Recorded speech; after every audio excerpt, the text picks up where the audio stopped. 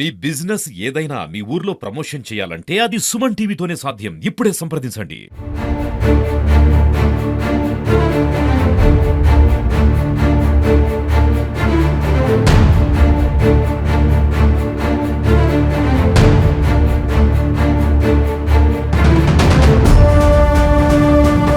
నమస్తే, నేను విజయ్. ఖమ్మం నగరంలో ముఖ్యంగా నేట మునిగినటువంటి ప్రాంతాలన్నింటినీ కూడా ప్రభుత్వం అలాగే అధికార బృందం ఆదుకునేటువంటి ప్రయత్నం చేస్తుంది. ఇప్పటికే సురక్షిత ప్రాంతాలకు వెళ్ళినటువంటి బాధితుల్ని తిరిగి వారి ఇళ్ల స్థలాలకు వారి ఇంట్లకు చేరుకుంటారు. ప్రస్తుతం దీనికి సంబంధించి అంటే సహాయక చర్యలు ప్రభుత్వం అందించేటువంటి సహకారానికి సంబంధించి స్థానికంగా ఉన్నటువంటి మేరజా గారు అలాగే స్పెషల్ ఆఫీసర్గా వచ్చినటువంటి గతంలో ఇక్కడ కలెక్టర్గా పనిచేసినటువంటి గౌతమ్ గారు కూడా ఉన్నారు. వారితో మాట్లాడదాం. నమస్తే మేడం. నమస్తే సార్. మేడం చెప్పండి, మొత్తం ఎన్ని డివిజన్లు ఇక్కడ ఫ్లడ్ రావడం జరిగింది? ఫ్లడ్ ఎఫెక్ట్ ఎన్ని ఇళ్ల మీద పడిందంట?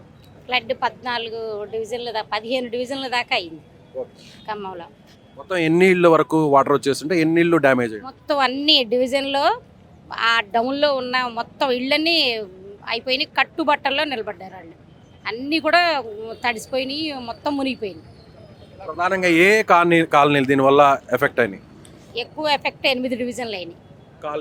కాలనీస్ అంటే వెంకటేశ్వర కాలనీ, తర్వాత బొక్కలగడ్డ, తర్వాత పద్మావతి నగరు, తర్వాత గణేష్ నగరు, మోతీ నగరు, అవన్నీ పెద్దమ్మ తల్లి గుడి దగ్గర, ఇట్లా 8 డివిజన్లు ఎక్కువ ఎఫెక్ట్ అయింది.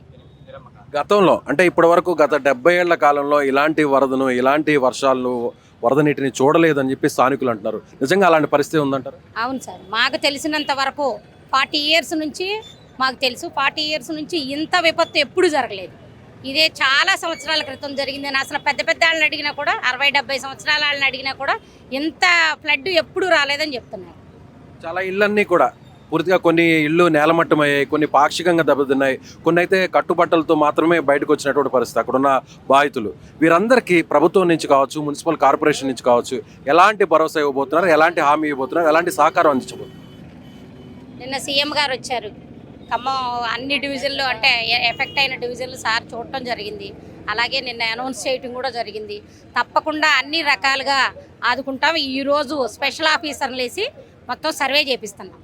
ఎవరెవరికి ఎలా అయింది, ఏ ఇంటికి ఎలా ఎఫెక్ట్ అయింది, ఎలా పోయింది, వస్తువులు ఏంటి, ఏదైనా సరే, ఇంటి గోడలు పడిపోయినాయి, కొన్ని ఇళ్ళు పడిపోయినాయి, కొన్ని అలాంటివన్నీ కూడా రెవెన్యూ వాళ్ళు మొత్తం వచ్చి సర్వే చేస్తారు. సర్వే చేసిన తర్వాత దానికి ఎలా ఇవ్వాలి అనేది ప్రభుత్వం తప్పకుండా ప్రజలను ఆదుకుంటుంది.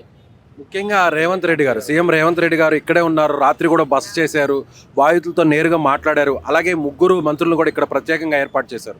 అంటే ఇంకా కూడా ప్రజల్లో, బాధితుల్లో ఆ భయాందోళన ఇంకా కూడా తొలగలేదు. ఇంకా కూడా ఆ టెన్షన్లోనే, ఆ భయంలోనే కొనసాగుతున్నారు. వారికి ఒక ప్రజాప్రతినిధిగా, ఈ మున్సిపల్ కార్పొరేషన్ మేయర్గా ఎలాంటి భరోసా ఇవ్వబోతున్నారు? మీరు వారికి చెప్పే ధైర్యం ఏంటి?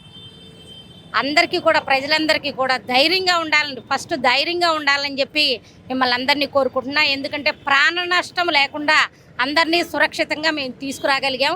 అదే ధైర్యంతో మీరు తప్పకుండా మీరు క్షేమంగా ఉండాలి, ధైర్యంగా ఉండాలి. మీకు ఏ అవసరం వచ్చినా సరే కార్పొరేషన్ నుంచి ఏంటి, ప్రభుత్వం నుంచి ఏంటి, అన్ని రకాలుగా ఆదుకుంటాం. మీరు అందరూ ధైర్యంగా ఉండాలని చెప్పి మీ ద్వారా ప్రజలకు తెలియజేస్తాం. ఒకవేళ అంటే కార్పొరేషన్కి సంబంధించి ఏదైనా సహకారం అందాలంటే మీరు ఏదైనా ఫోన్ నెంబర్ లాంటిది ఏదైనా ఇవ్వడం జరుగుతుందా? ఏదైనా టోల్ ఫ్రీ నెంబర్ ఇచ్చేటువంటి పరిస్థితి?